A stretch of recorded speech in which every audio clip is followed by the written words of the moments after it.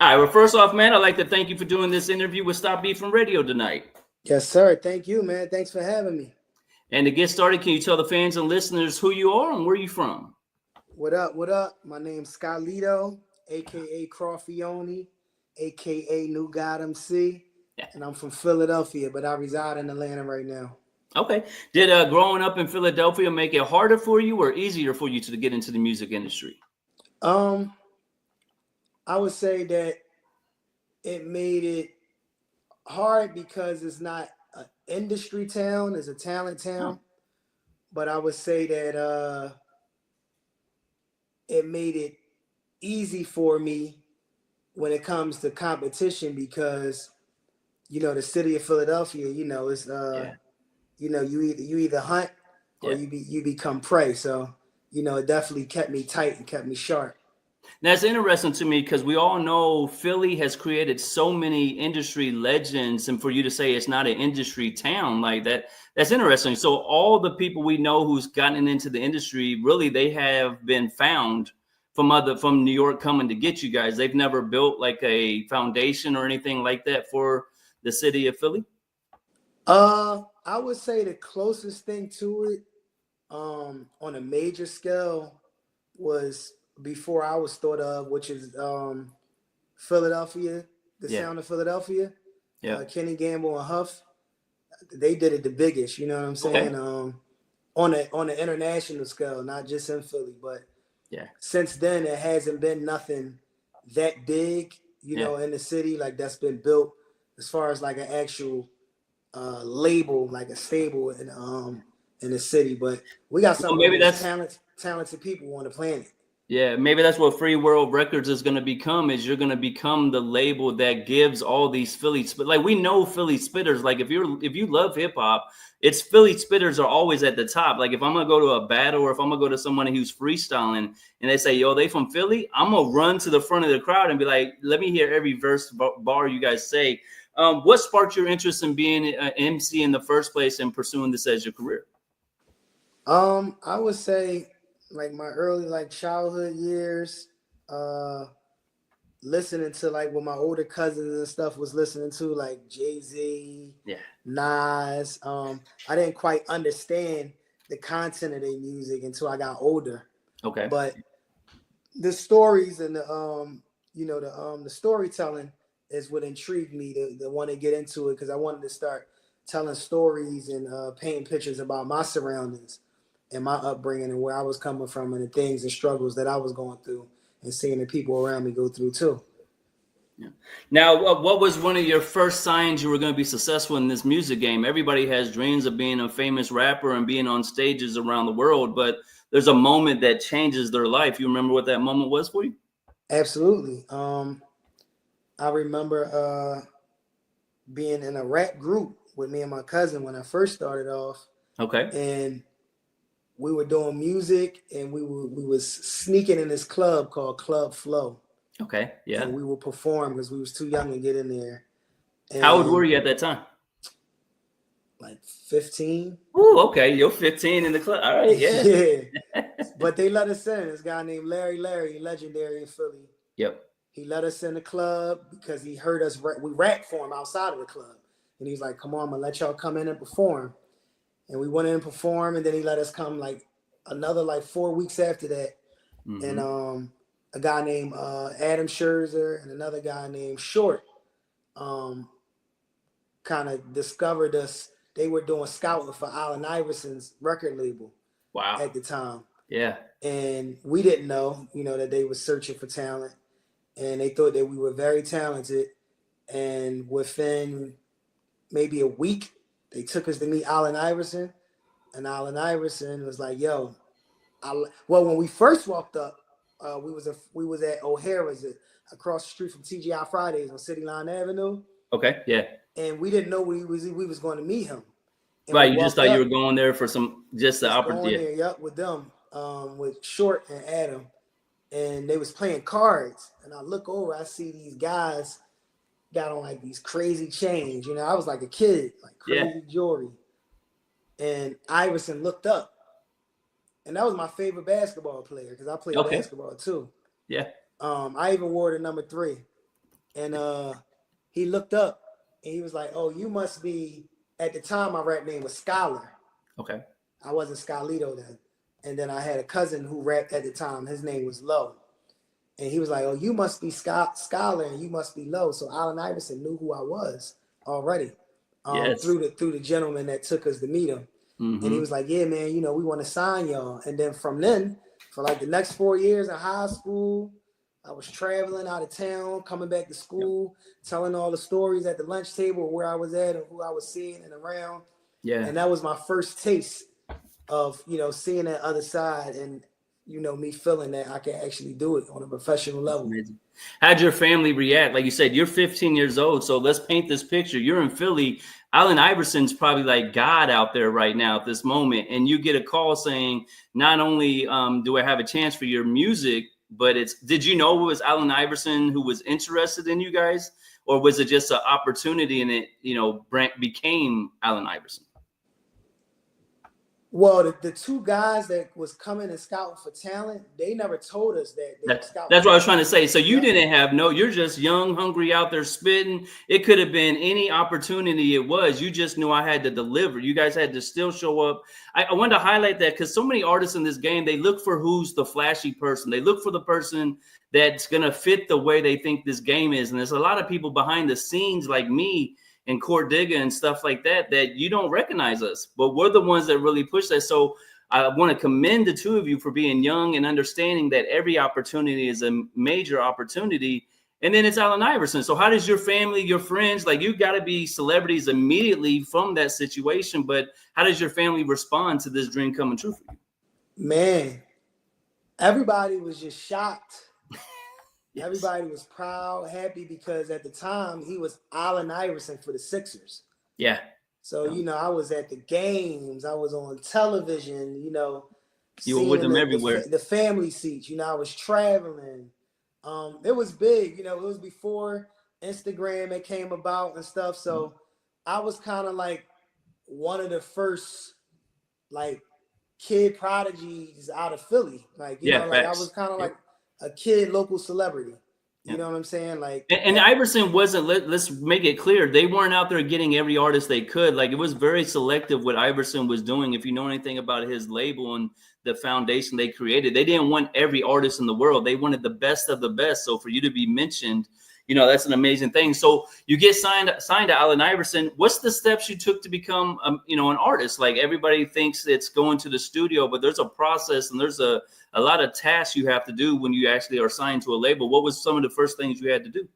Man, first thing you got to do is you got to move around and be seen at places and shake babies. I mean, kiss babies, shake hands. You got to be up late nights, early mornings in the studio. You got to be consistently writing. And not only was I writing my own music, but there were other artists that took a liking to my writing style, and I was assisting them with their records, you know, as well too, like coming up with concepts, writing hooks. How'd you handle that? How'd you handle that difference when you go from I'm writing for myself and I'm going to get the credit for it to now I'm adding something or writing for something that I might not ever get credit for, but in my heart of heart, I know that's what I created, and now that artist, you know, is able to use it. I believe that you got good karma and bad karma. I just felt that as long as I do, you know, what God chose me to do and help others, it will come back, you know, full circle for me. I know you've been in this industry a long time. We're about to highlight some of your amazing accomplishment, but is that the secret to this game, man? Just help others. Like, if you come into this game and your mentality is, I want to help other people win, eventually the industry opens up. You get, you know, features with major, you know, you get all these opportunities because you helped others. Do you think that's kind of the secret in this? I think that's the secret to life. Yeah, facts. I think that everybody on earth is here to serve and be of service for other people. But I will tell you, in this industry, it's hard to stay that way if you start off that way, because so many people are the opposite. They step so on it kind of turns a lot of people bitter, and it makes people angry, and it makes people say, you know what? the nice guy don't never get respected. So Yep. I'm gonna turn into the other guy, but no, don't do that. Nope. Stay the nice guy, because when it's your time will come. And Yeah. you know, if it's meant for you, and if it was written for you and your destiny, Yeah. then nothing can stop you. You know, nothing can stop what God got for you. Now, who besides Allen Iverson signing to his label, and of course you mentioned Jay-Z, people you listen to, who were some of your influences? Like, you're really a dope lyricist. Your bar game is top of the line. So I know you've studied a lot of the legends, but who were some of your major influences when you first picked up the pen and became this artist you are today? Man, Jay-Z, Nas. Yeah. I studied all of them. Jay-Z, Nas. Once I got older, I studied Jay-Z and Nas. I was listening to Jay-Z and Nas. Jay-Z, Nas, Biggie, Noriega, 50 Cent, Eminem, Rick Ross, Jadakiss, with a whole lots period. Yeah. State Property. I mean, like, the list goes on. I can't even. It's so many people. Now, building off of that, you've been privileged to probably meet every one of those people you just mentioned. How does it feel to know that you have been around some of these legends the way you have? And do you have a piece of game either that you gained from studying them, or when you met them personally that you can share? A lot of game, and it's kind of crazy that you just said that, because me saying all the people that influenced me, I didn't even. I know I met them, but you don't really. Yep. Until you just told me, like, man, you met all them guys. I would say advice that I met from them.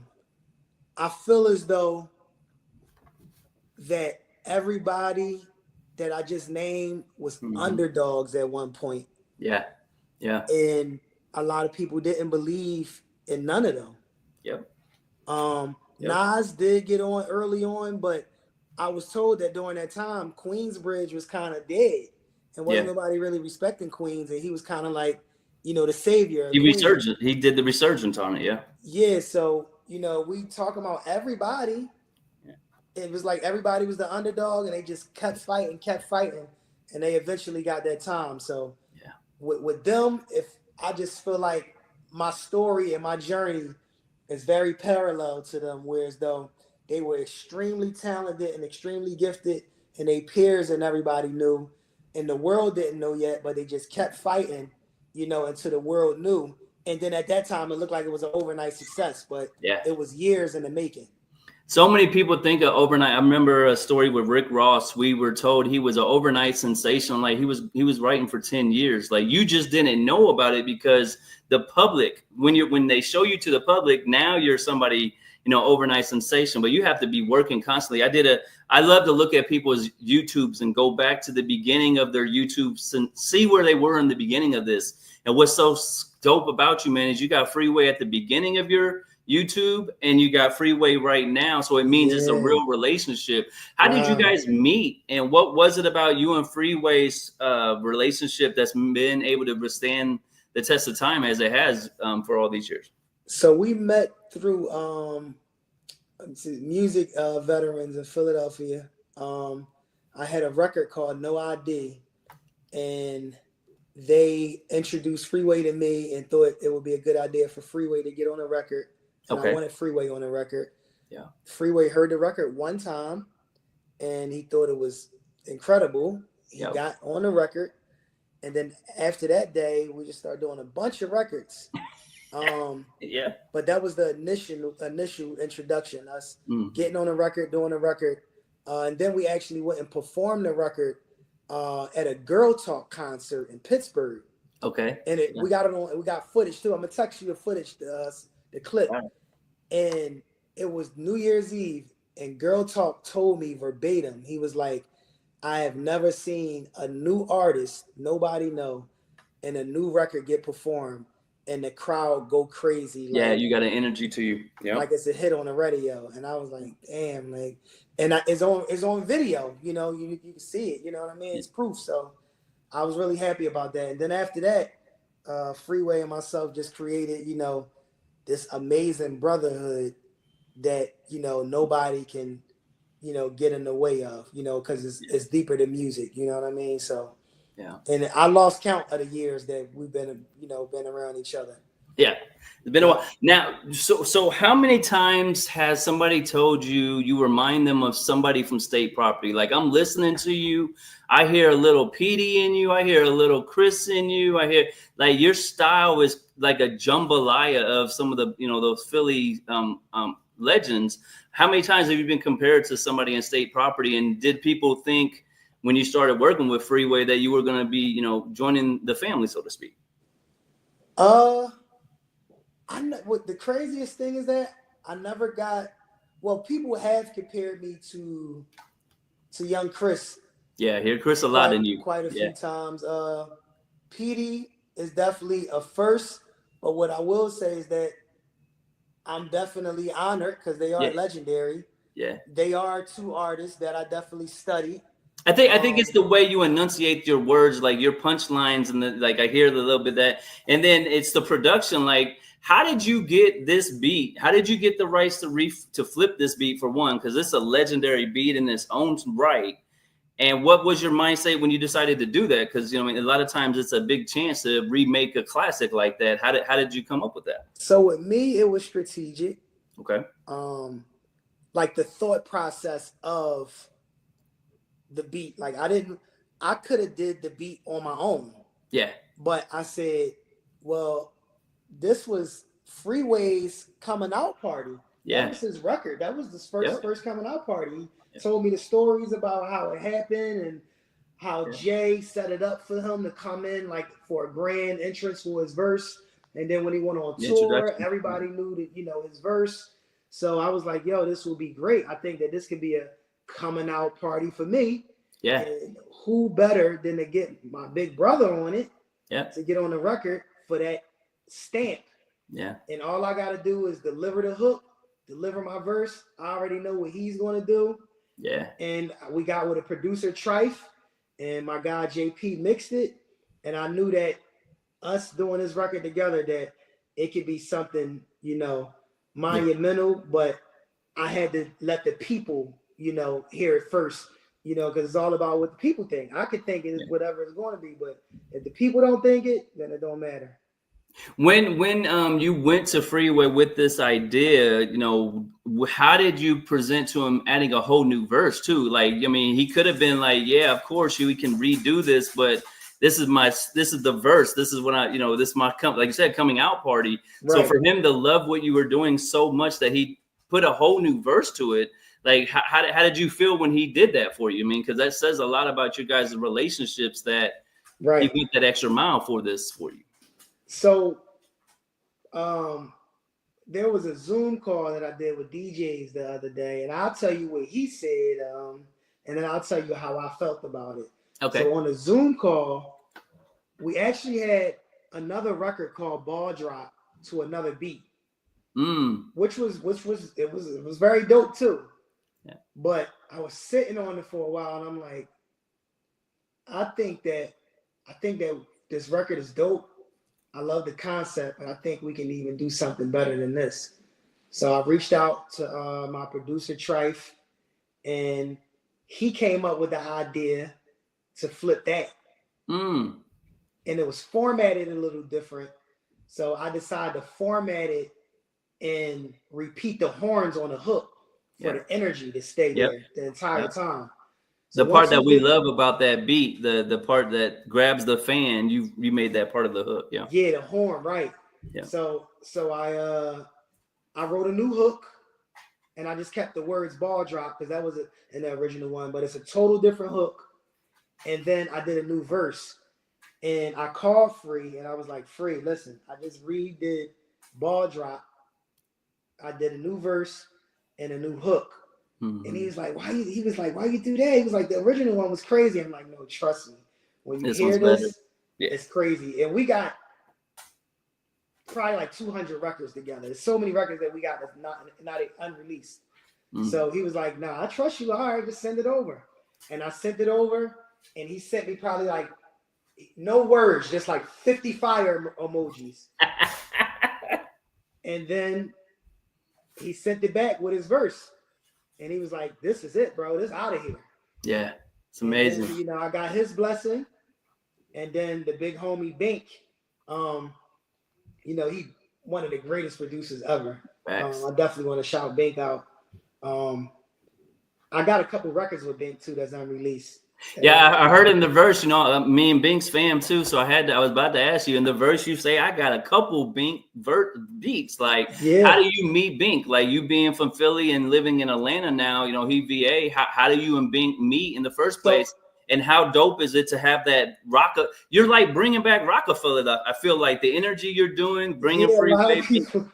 Yeah, you giving a re-energize to this Rockefeller we all used to love. Man, man, I'm honored for you to even say something like that. That's my favorite record label of all time. Yeah. I met Bink when I was still living in Philly. I moved to Okay. Atlanta in 2020. I met him through the same industry veterans that I met Freeway through. Dope. They wanted to meet. They thought that I should work with Bink. Bink took a liking to me, and kind of took me under his wing for a while. And he just started sending me beats, and he had gave me a few tips, with like just adding emphasis on certain words. He probably think I forgot about that, but I remember he gave me some tips to make certain words like stand out more.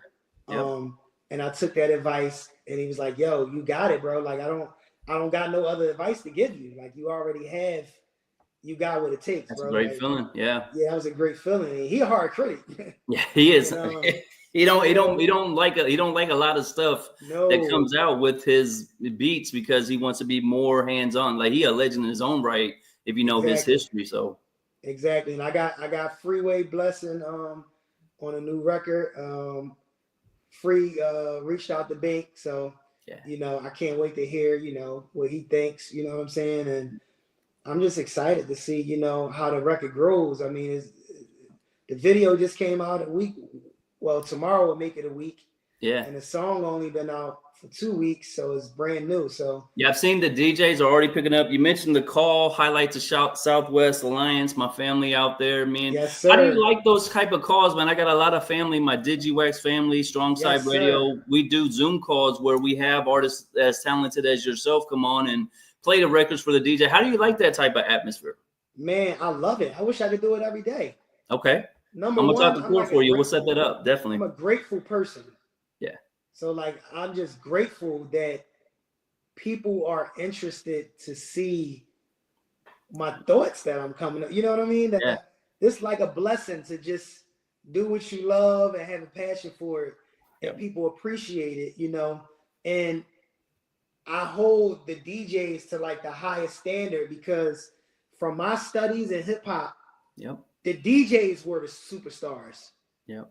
You know what I'm saying? And I really love shining a light on the DJs. Like, yeah, streaming is a great thing and it's important, but I feel like the DJs are like, I just want to bring the attention to the Yeah. DJs, like how the DJs used to be. Because without DJs, I mean, what are artists without the DJ? You mentioned, bringing attention. This song has a dope rollout. You're doing World Star premiere, so you're going back to the way we used to break records. It's not just putting it on Spotify and moving on with your day. Like you got billboards in Times Square. Like you've been in this game a long time, but how many times have you had a billboard on Times Square? And then what's it feel like? Like you're showing. I know you're motivating people back home, giving them hope and dreams to be able to Right. achieve what they're able to. Watching what you're doing. So what was it like when you heard about the billboard, and have you been there in person and got to experience it? Yeah, I got to see it, man. I think it was the greatest feeling, man, in the world. Yep. Especially as a sentimental feeling because when I went to go witness it, I took my mom and I took my mother and my mother-in-law. And my mother-in-law, since then, she passed. Oh man, sorry to hear that. But she got to witness that, and I got to take her and show her, and I got the pictures, I got the video. So I think that's probably to me like the biggest memorable thing that I'll never forget. About that. That billboard, man. That was special, and I can't wait, man. More billboards to come. Yeah. Definitely want to do one for like ball drop. you know, and everything else to come, man. So I'm excited, man. Now you got Free World Records. What is your label? What made you create this? You know, do you have any other artists or anything we can highlight for you? So right now, I don't have any other artists because Okay, that's dope. I think the most important thing is, you know, when you have artists, their career is kind of like in your hand. Yep. So I want to make sure that I'm 100% established. Yeah. Before I decide to, because you know, I wanna treat artists the proper way and get them the proper push. Yeah. So right now I don't have artists, but I just partnered up with Fourth Quarter Entertainment. Yeah, I was about to say, I've seen that. What is this partnership you mentioned, and how did that come about? Yeah, so this partnership, I was introduced to him through a mutual friend, someone named One Punch. Shout out to One Punch. Okay, from Philadelphia. Yeah. He showed my partner my video, and Saint reached out to me and was like, "Hey, man, you know, let's talk about how we can connect. I think that you the one, you know what I mean?" And he was like, "You know, I want to see, you know, what we could do." So we came up with the idea to join forces, you know, with music, and he has a clothing line. I have a clothing line that I softly launched. Okay. Yeah. Also, we working on beginning to shoot television movie series in the fall called Congrats. They Call Me Saint. Yeah, I saw that. Congrats. Yeah, thank you, man. I'm actually co-writing the series. Okay. I'm scoring the series musically, and I'm acting in the series. Okay. What's making you take on all these new roles like this? Like you said, you've been the artist for so long. What's making you move to the filming, the acting, all these opportunities you're talking about? So actually, I'm going back to a first passion of mine. So it's like actually in reverse. So I never really got the chance to talk about it, but I started off acting. Oh. Like really acting. So like the theaters on South Broad, like the Marion Theater and those big theaters. Okay. I acted in those theaters. So I'm in playbill books. Like I signed autographs as a kid. So I was like a kid actor. Like in theater. So I'm really just getting back into something else, you know, that I love, you know, too. And I'm a natural writer. Yeah. Like I got a script that I've been sitting on, a TV series for a while. And after we shoot this, we already got that in the can to do that. Have you started thinking about using any kind of AI? You talk about having a script, having these, you know, these ideas for what you want to create. Have you ventured into this AI world we know as ChatGPT and played around with it to see what it could do for your script? Like a lot of artists and creatives don't understand. Like if you put 4 words into that ChatGPT, create me a script, it'll give you all the ins and outs of what you need to do. Have you thought about doing anything like that yet? Yes, it definitely helped with formatting. Yep, formatting. Yep. Yep. So definitely so far, you know, definitely got assistance with formatting, you know, the script, you know, to write the correct way. Yep. That's a great question, man. You got some great questions. You had a really dope quote on your Instagram that I want to highlight. First generation millionaire. Powerful statement there. So what is that? You know what I mean? And how does it feel to be able to say you've achieved that, you know, goal that so many people strive for? So what's funny about that is that with me, I had a lot of family members too that's like, damn, like, you know, like, but with me, it's more of a mental state. Yeah, speaking to existence. You know what I'm saying? So I'm not a millionaire yet. Yeah. I'm fortunate, you know what I'm saying? And I feel like I'm blessed. But for people that is looking at it, is a mental state. You know, if you say that, then you got a huge possibility to become that. Yeah. So, you know, it's a mental state. Can we go a little bit more into that? Maybe we can give some free game, because so many people don't understand the power of your mind. Like if you can control your mind, you can really write your future. Like I used to make jokes. People make jokes about affirmations. Those are corny. Affirmations are like your magic genie. If you tell your magic genie, I got 3 wishes, and I use the right positive mind state for those 3 wishes, you'll look up and God will open up that amazing thing that you never thought. And now you got, you know, opportunity. How did you get with that mind state? How did you learn about this positive mental process to have, and how have you used that battling the negative stuff that goes on in this industry we're a part of. So I do a lot of studying. Like I did a lot of studying on like Wayne Dyer. Okay. Yeah. Like Proctor, Eckhart Tolle. Like that's how when I listen to Jay now, I was on Eckhart Tolle before he was on Eckhart Tolle. Yeah. But people won't know if they just listening to him. I'm listening to stuff that he's saying, and I'm relating to it and getting it. And other people, you know, that might not know, they listening to it like, oh, that was fire. I'm like, that was Eckhart Tolle. You know what I'm saying? Like, so you know, everything, man. Like where I'm at right now. Like I remember, before we got this house built in 2020, I told my wife, who's a designer and a celebrity stylist too. Okay. I'm like, yo, for our anniversary, let's go to Atlanta and get a realtor and, you know, start going in houses. This was before 2020. I'm like, let's start going into houses that we want to be in. Because you gotta put yourself in the environments. So at the time, she wasn't on it. She didn't understand it. She's like, why would we be doing that? We're not ready to move to Atlanta or get no kind of house like that. I'm like, because you got to put yourself in the environments and in the spaces for it to make room for you. So we went down here, we did it, we went to the houses, and then 4 years later, I'm tripping. The following year, we was here. We got a house built. We didn't even know that we was in a position to do that yet. You know what I'm saying? Like, that's what's so amazing about this. Like, if you're strong in your faith with God and you know He's your provider, it just happens, man. Like you said, you put yourself in the right place. You go to where the rich people are and spend every lunch with those rich people. And what you will find out in a week's time, they'll ask who you are, why are you here, and how can I help you? And then God will be like, well, there's a job right across the street that you would have never known about. But because you put yourself in that environment, this interview here, like me working with Court, helping him all these years, allowed us to be introduced so I can help tell your story. But you have to put yourself into those opportunities. How are you giving back to people? I know you're very, big on free thinkers and all the dope stuff that you fit free and everybody's doing in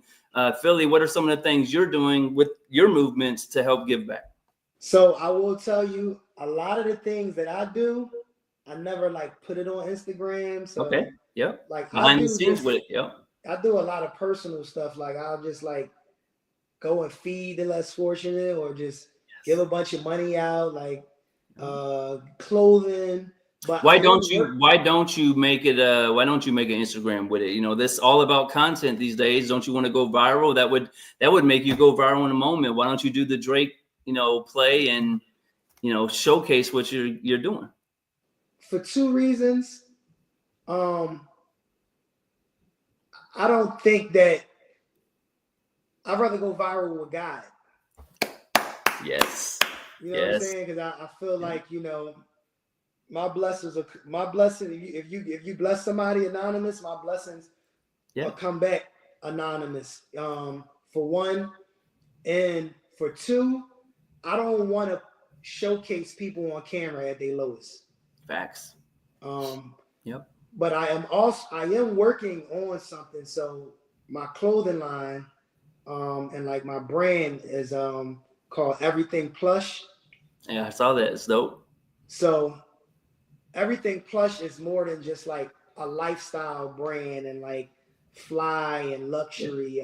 Everything Plush is a real mental way of thinking, way of life. So Everything Plush also means no matter where you at in life, as long as you alive and you breathing, everything is plush. Everything's plush. Yeah. You know what I'm saying? So I'm working on, I can't get into detail, but I'm working on doing something like that for the less fortunate. And I will throw out an idea, one of the ideas that I'm going to do, but not everything, but one of the things that I want to do, being as though my wife, Royal Isis, is a stylist, I want to partner with some type of company where we can get with a lot of people that are less fortunate that would be okay with doing a makeover for the day. Ooh, That'd be fire. You know, and my wife actually style them. Yeah. And we do like a fashion show, like literally in the middle of like the city, like somewhere where we can get permits. Yeah, And that'd be then fire. they get a photo shoot, and we take the photo shoot, and if they okay it, and actually like, you know, post it and show them like, yo, man, people might look at these people as less fortunate, but look, they can clean up too. You know what Well, I'm I was gonna saying? say it's such an amazing thing. You could probably partner with a nonprofit in Atlanta, but go find young girls who are unfortunately on the streets or domestic violence who are down and out and just need a help. You may find a diamond in the rough and start her modeling career, or you may give them a look where they're professional enough to where they can go get a job. Maybe you partner with the company and say, hey, we're going to take this person first. We're going to get them cleaned up. Now we're going to give them some tools to learn some trades. Now we go give you a job with this company that's funded this whole opportunity. I love what you're doing, man. Like, if any way you can give back to people who are less fortunate, and then you're a dope artist, so you can make anthems. Like, yeah, make dance songs, but if this is something you're good at, man, like, I challenge you to make a song for the homeless or the less fortunate, because we're always caught up in this braggadocious lifestyle that it is hip hop, but most of our fans and supporters are broke right now. Like, it's really bad in the world today. So if you can take your talents and put a light on those type of things, I think that's as powerful to me as, you know, the dance songs. But I understand you got to do dance songs. Nah. Thank you. That's balance. Oh. I'm glad you said that to me, man. Thank you, man, because they gave me more drive and motivation. Like, yeah, man, I feel like I'm going down the right path, yeah. You know. Well, with the success of the clips right now, as an MC as you are, and as I can tell you're really close to God, how motivated are you with Malice's performance to now get out here and really speak your message in the way that it's meant to be spoke? I think it's amazing because he's showing balance. Yeah. He's showing, you know, two sides. Like, you know, like he said, he was both Maces. Yeah.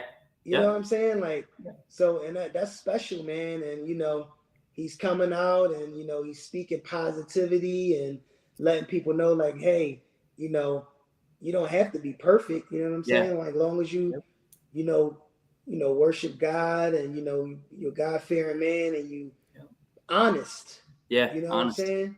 Then you can still win out here. And I love that they doing it at the age that they are, because, you know, people have this stigma about hip hop that, you know, hip hop can't be like rock and roll. Like, there are people touring at 70, 80 years old. Hip hop can do the same thing. Hip hop is not an age game. No, they just want to put us in a box, but I think Mass Appeal is going to change that this year. Like, they're dropping 7 classics from Slick Rick. I think Raekwon, all of them are dropping. So it's a great thing. Speaking of credits, you've got some major credits we can't get off here without highlighting Lil Wayne and Wu-Tang. Like, tell me the backstory. How do you meet Lil Wayne and Wu-Tang, and what's it like to have these legendary credentials as part of your resume? Yeah, so Lil Wayne, Freeway had a record. Well, he didn't have a record yet, but he wanted to do a song with Wayne. Yep. So his producer did a beat.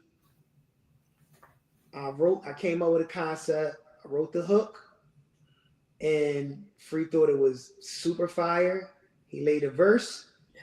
He sent it to Wayne, and Wayne loved it so much. Wayne literally sent it right back. Immediately. Like, and he loved it. And I was so excited because Free was like, yo, it's so crazy. Like, he using your lingo and his like he using your lingo you came up with. I'm like, damn, that's amazing, you know? And then the same thing happened with Jadakiss with the ringing record.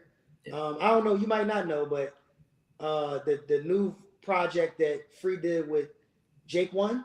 Yeah, that's my favorite. Yeah, stimulus package. So I did ringing. I thought I recognized. Yeah, okay. So yeah, we helped promote ringing through Stop Beefing Radio. We were the first radio station to play it. Oh wow, that's dope, man. Yeah, I wrote the hook. I came up with the concept, wrote the hook to that. Dope.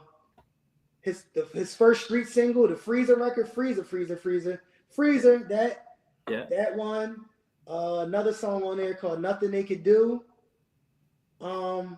Rockefeller Family Tree. Yeah. Yeah. And Crystals and Keys. And I actually rap on Crystals and Keys too. Dope. So I'm actually on that song, and I think it's like got 5 records on there. There is a remix coming out to Ringin' with some numbers on there. Okay. Yeah. We'll hold off on that. Some people that you mentioned.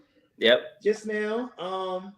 Well, I got a challenge for you. I'm gonna call court on this too. Like you and Graf should link up and because he's doing the Rockefeller launch. He just did the Rockefeller. He brought back State Property as well. So let's get you and him on a song together because you're both bar spitters the way you are. But that Rockefeller, that could be the birth of it. Like I said, I see 2.0 in your future, man. That would be fire. A lot of people don't know too. I write R&B, so like another record Free had, he got called Benny and Stella with Raheem Devine. Yeah. And I wrote that hook that Raheem Devine singing. Now, speaking of Raheem Devine, I seen you had a chance to be at Essence Fest recently. What's it like? What was your experience? I seen you met a lot of celebrities and stuff. So for people who are at home who didn't get a chance to go there, take us on the journey. What was your experience at Essence Fest this year? Man, it was amazing. It was a lot of moving parts to get to the stage. Free ended up performing. It was like last minute. Yeah. I think the most memorable part for me on the music side of things was meeting Dougie Fresh.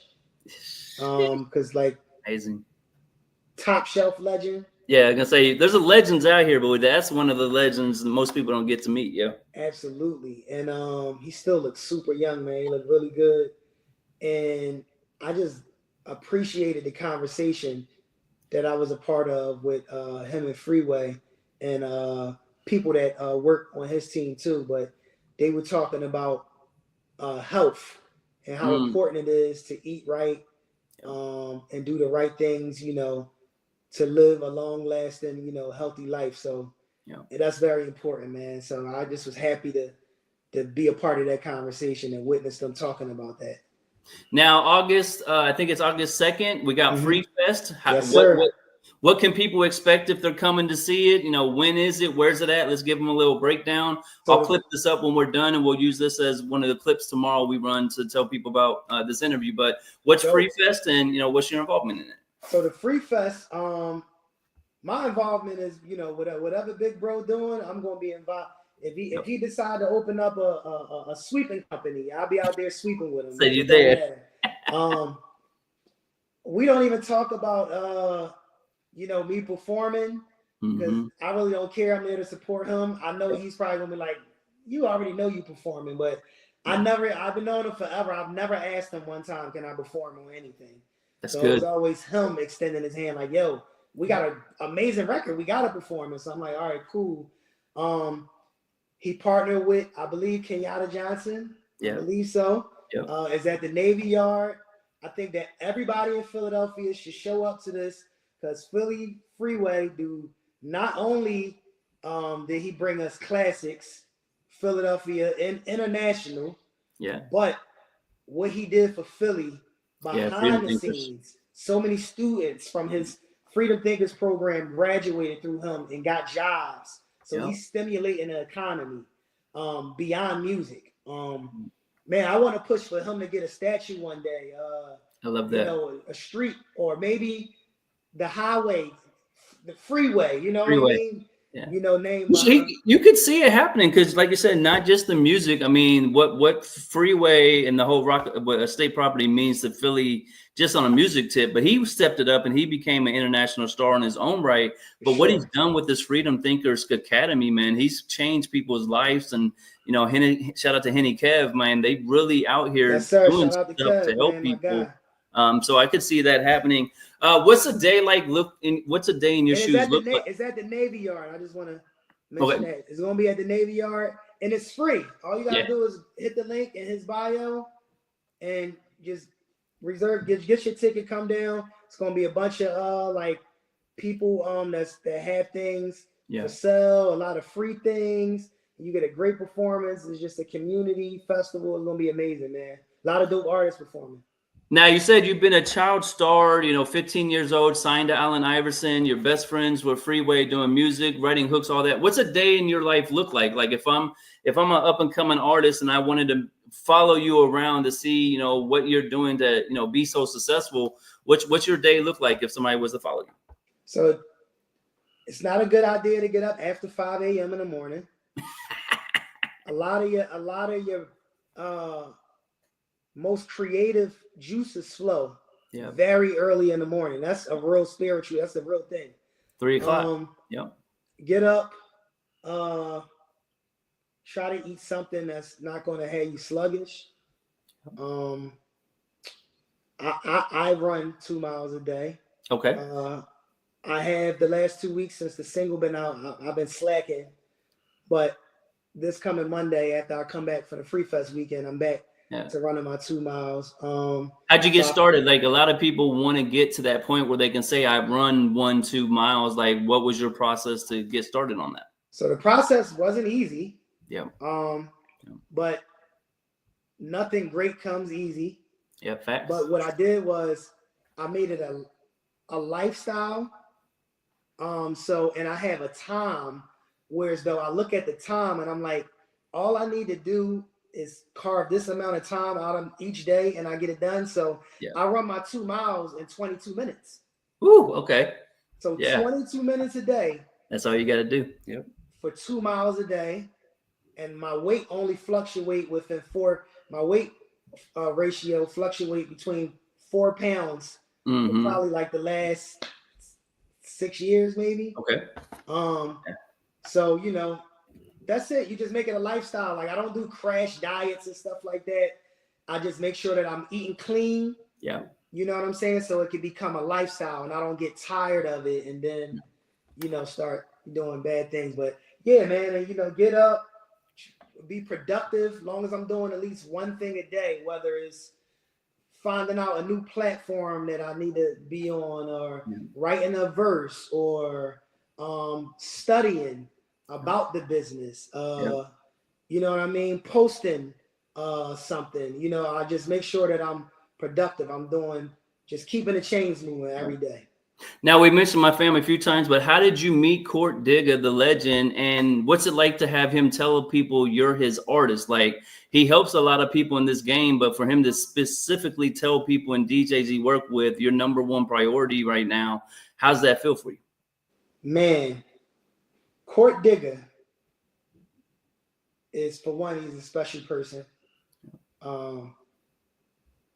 Court Digga actually, I believe Court Digga DM'd me one time. We've been knowing each other over a decade. Yeah. This will tell you the type of person that he is and the type of person that I am. This is the first time we've ever worked on something together. Yeah. We never worked on nothing before, so it has to be a reason why we still stay connected. Most people, if they're not getting money together or they're not working together, a lot of times they just fall off. They don't stay connected. So it's a reason why we stay connected, for one. For two, I feel like people like Court Digga helped a lot of people behind closed doors.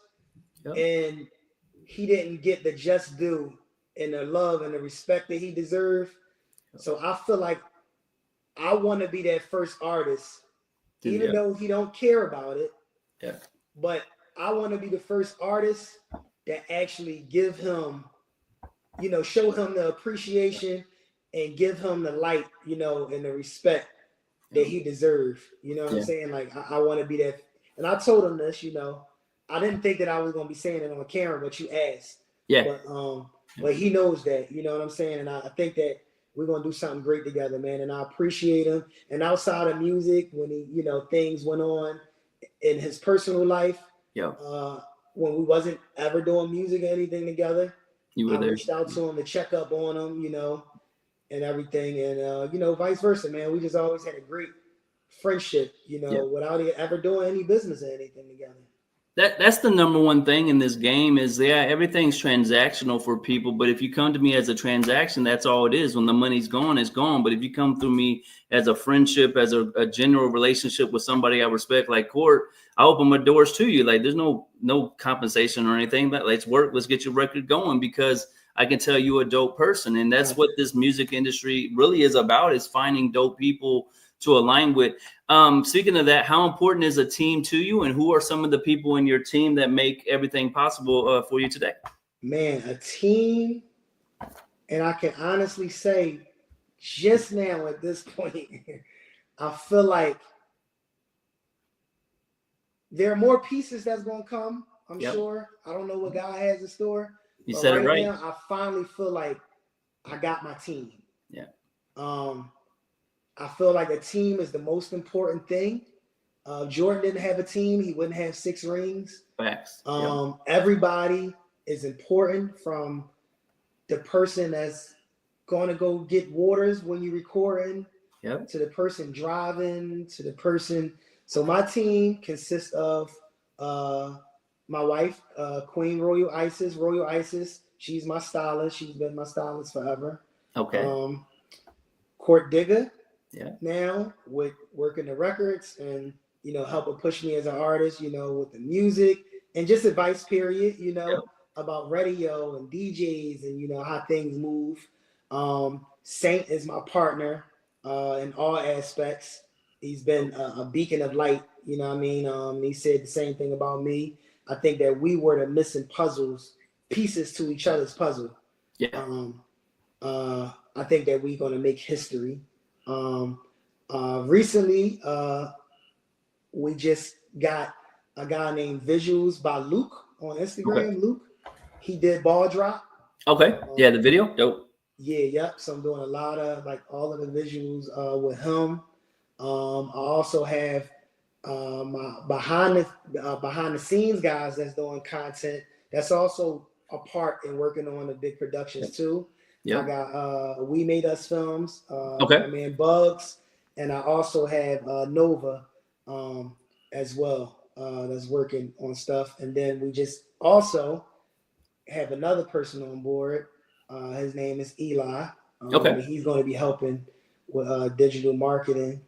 You got it. And so I feel like I got a pretty strong team, and I always had God and my angels, and they just pieced everything together for me. You know what I'm saying? So with you being coming from the freeway, cloth, I gotta challenge you. When's the Song a Day coming out? Like, when are you going to show these artists what it's like to be as dope of as artists as you are, and just out, deliver them? Because that's one thing I see. You could easily go on any of these freestyles, all these YouTubers that are reviewing all this stuff. Like, your lyrics are so powerful. Have you and your team thought about a full-fledged 30-day rollout campaign, or just a flooding the industry, jumping on a lot of features, like any kind of strategy you guys are working on right now to just expand?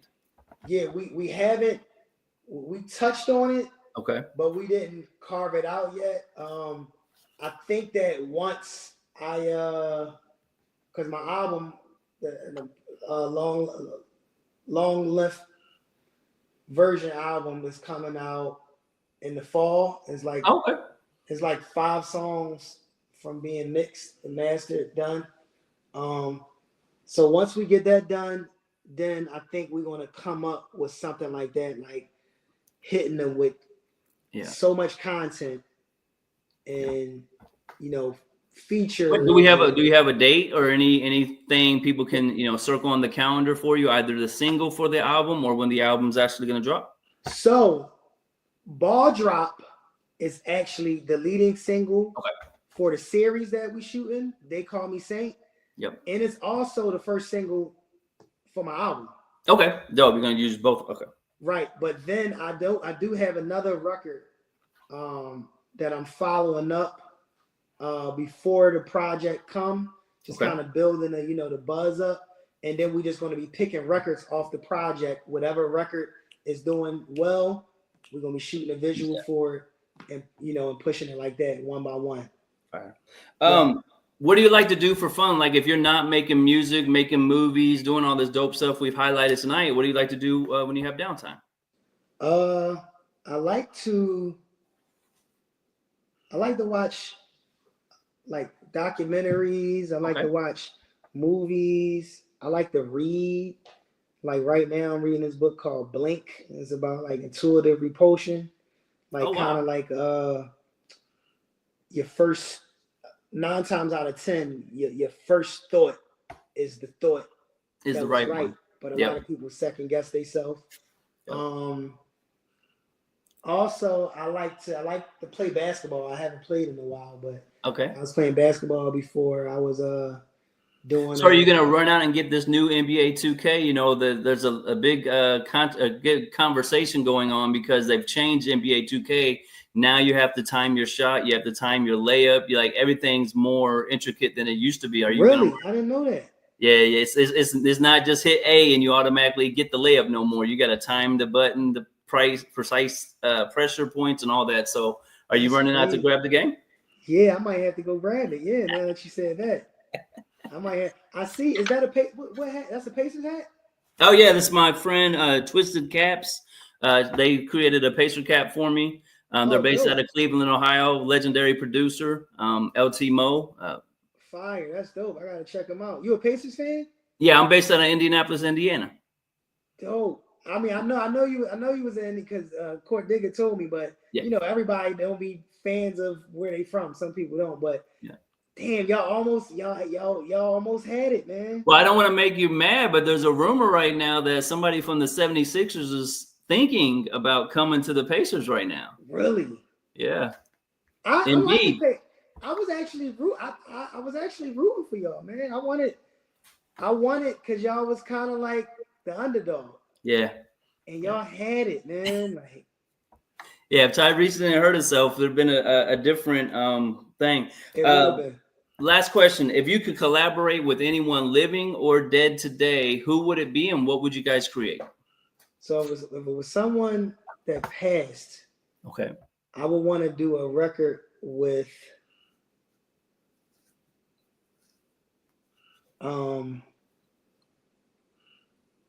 I gotta say Michael Jackson. Hey, okay. Because I mean, as a kid, Michael Jackson was just Michael Jackson, man.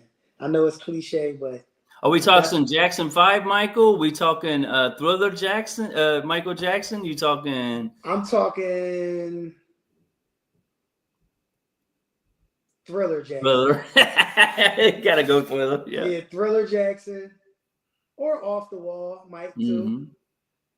Now, do you, with your creative ability to make hooks and the stuff you're doing, have you ever thought about sampling? You know, there's a lot of new ways we can do this stuff with technology. Have you thought about grabbing a Michael Jackson and, you know, snipping it into your song or, playing around like that? No, I haven't, but now I am. You just gave me that idea. I mean, some of the best songs in music, they have a sound that we all recognize. We just don't know it's that sound until it's a big hit. So go grab Michael Jackson when he's the Jackson 5, A, B, C, slow it down, A, B, C, A, B, A. Get a DJ or something to chop it up for you, and then just kill it with the bars. Like you took that Binks snippet.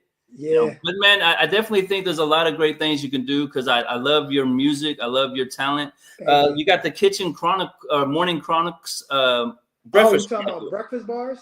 What was breakfast bars? And is that something you do on a set time, or when can people watch the next one of those?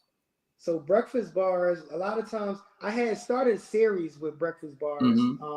So I'm kind of like it's like in its rebirth phase right now. Okay. Yeah. So the last couple verses that I did, I just kind of starting the breakfast bars again. But once I get it on schedule, they'll be dropping like every Friday. Okay. Either every Monday or every Friday. I think I was doing it every Friday before.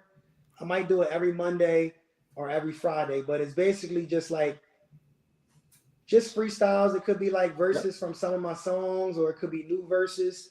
Just keeping active for your fans to hear new stuff. And active. that works really good because if you set like every Friday at 3 p.m. Eastern for your breakfast bars, but then you start adding your rollout to those time frames as well. So you come this week and it was breakfast bars. this week is surprise edition. We're dropping the video out of nowhere. And because you're here first, you get to see it first. Like once you build something consistent like that, it's easier for your marketing and supporters to follow you along the way without spending all your advertising dollars. No, that's smart, bro. I'm gonna use that idea. And then last thing, man, anything you want to say to the fans and supporters who's been rocking with you all these years? Man, I just want to say thank y'all. You know, it was time that y'all seen. I might have not dropped. I definitely gave y'all something every year. Yeah. But I just want to thank y'all for sticking in with me and continuing spreading the word, because words spread faster than anything. It's the best promotion. And I promise y'all, everything that y'all thought I was going to become, I'm on my way to become that. Yeah. And I ain't going to let y'all down. Trust me, I'm going to be one of the biggest artists that ever did this before. I love it, man. Well, appreciate your time tonight. Like I said, I'll hit up Court and find out other interviews we can set up for you, and keep sending the heat, man, because I love getting music first. I love people who can spit the way you do. So, you know, keep me in the loop, and I got you, fam. Money Matt, listen, bro. Thank you, bro. This was a great, it was a great conversation outside of music. Just the spiritual things and stuff we was talking about. I appreciate it. And you put it up tomorrow? I'm putting it up tonight. We're going to go live at 11 p.m. As soon as we're done, I'll get it ready for us. Fire. Okay. All right, dope. All right, Thank fam. you, bro. I'm about to go up here and packing stuff. I got a flight in the morning to go to Philly. Okay. Yep, for the Free Fest the whole weekend. And I got like a couple. I got to go to New York Friday and Sunday. I got like a couple platforms to do. So, well, when you're doing that stuff, make sure you get video of that so me and Court can be circulating that in social media world for you, because you know, I mean that is, you know, like Death of a Dynasty. They used to do. They follow people around with the cameras. Get into that mind state where you have a camera with you, so you never know when a dope moment's gonna happen. You never know when you're gonna be walking into the radio station and then Jadakiss is passing you at that moment and gives you a high five, like, yo, I mean, you don't know what moment's going to go viral for you. So you're right. Just have your team get used to following you in those scenarios when you're doing that stuff. Absolutely. And it's a blessing. I'm glad you told me that. The good part is that I will have somebody with me Saturday and Sunday. Okay. All right. So, you know, we'll have some good content.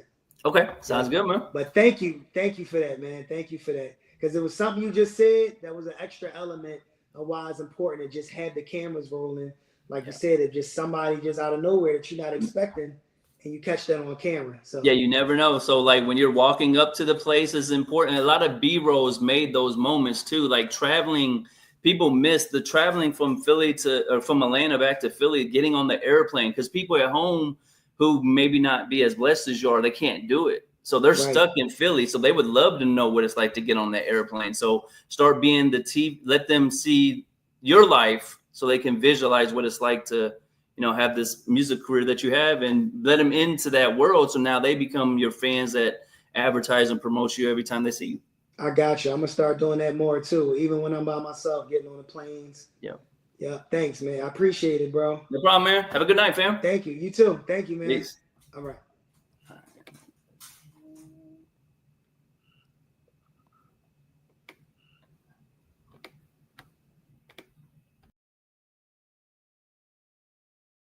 Good morning, good morning, good morning, good morning. It is a great day to be alive. Welcome to Encounters with T-Rex. I am your host, T-Rex, of course.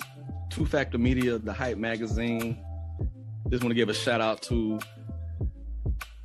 those entities, those groups. I am so proud to be part of both of those organizations. Two Factor Media is a non-profit media organization, and the Hype Magazine is one of the biggest entertainment magazines in the company. Well, not in the company, in the country, the world. So definitely a shout out to the Hype Magazine.